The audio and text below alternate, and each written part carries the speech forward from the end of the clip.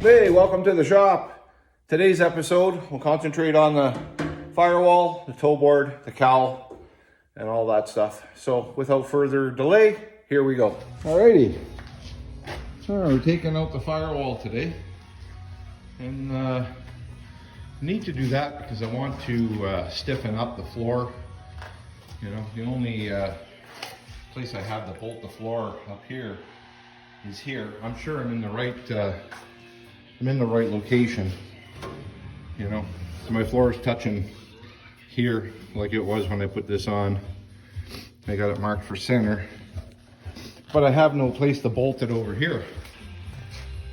And when I go to do these A-pillars here, I need to take out my frame for the rotisserie. So that's going to hopefully it won't move things around if I put the firewall in and get it welded in place.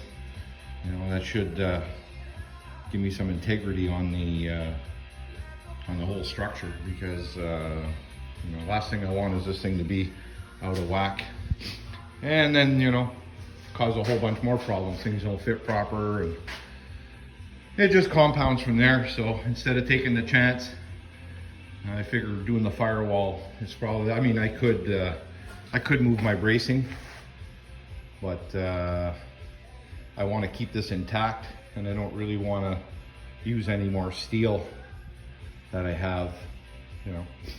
So this way here, I'll still be able to use the rotisserie when I want. It's just a matter of bolting it back in, taking it in, taking it out.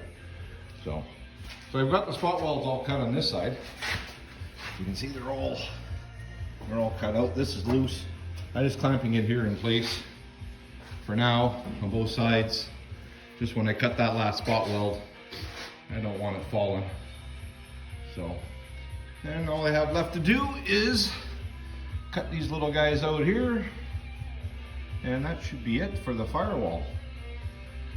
So at the same time, I'm going to end up cutting the garbage out of the kick panel, because that doesn't need to be there. It'll be just in my frickin' way. So we'll get to that. So on with cutting the spot welds. So as I showed before, I have a special little spot weld cutter, and I'll tell you, these little things here are amazing. They do such a nice job. You just put them in here, and away it goes, it cuts. The only thing is once you're done, you have to go and knock all those little round spots in here off with a grinder, dress it up. But you know, you don't have as much damage or holes cut through your panels a lot of times if you're careful. Drill bit, it's pretty frickin' hard to try and do that. So this way here, it actually does a nice job. So now just try and pop these spot welds. And there they go. There they go. Yeah. There they go. Yeah.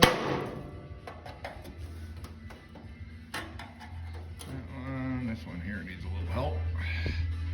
Right here. All right. Get all those spot welds are cut loose. Now we take this clamp off here, and the two clamps down there. This thing should come tumbling out of here. Let's see.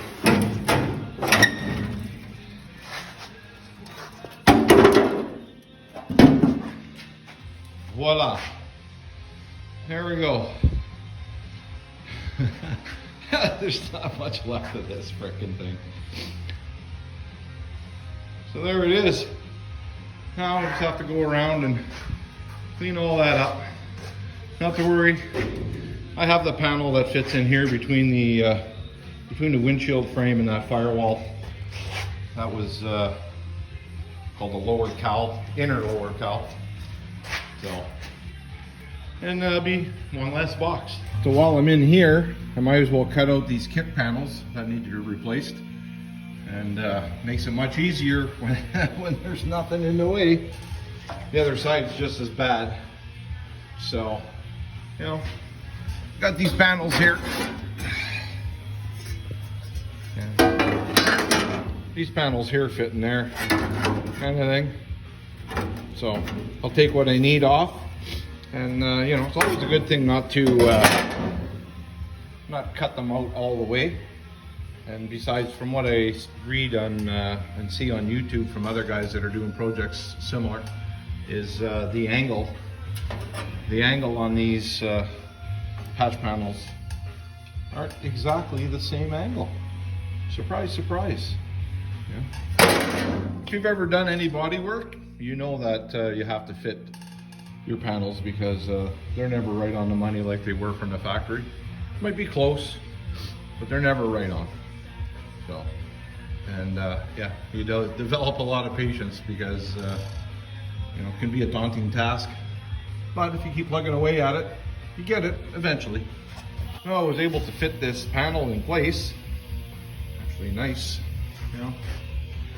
So some guys recommend to put it in there after you get everything tucked away, rockers and all that stuff. And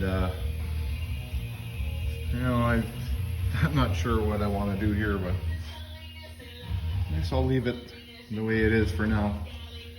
And we'll just see what happens. So there's the old firewall. It's out.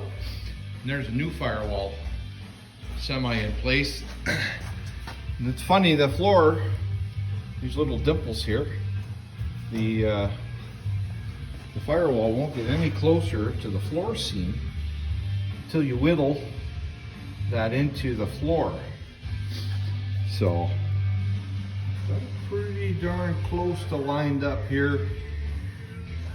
So yeah, it's just a process. A little here and there, you know, and I'll get it.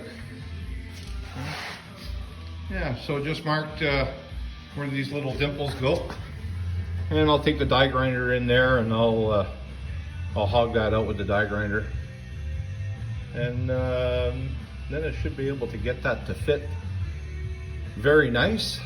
That's the plan anyways. It might be over just a little bit on one side. It's pretty close though. I like it. Well, final fit of this inner lower cowl, and we're starting to burn that in. I got some welds going on here, and yeah, we get this in there, and then we can move on to the firewall. These pictures are a true testament of the transformation of the cab. I'm very pleased with the results and the progress that I've made over the last few months. Changing the panels was way better than trying to hack and patch it back together. Hope you enjoyed this segment of the little 67 C10 Restoration. Tune in next time when I complete the metalwork by installing a complete roof panel. Thanks for watching. Subscribe if you want.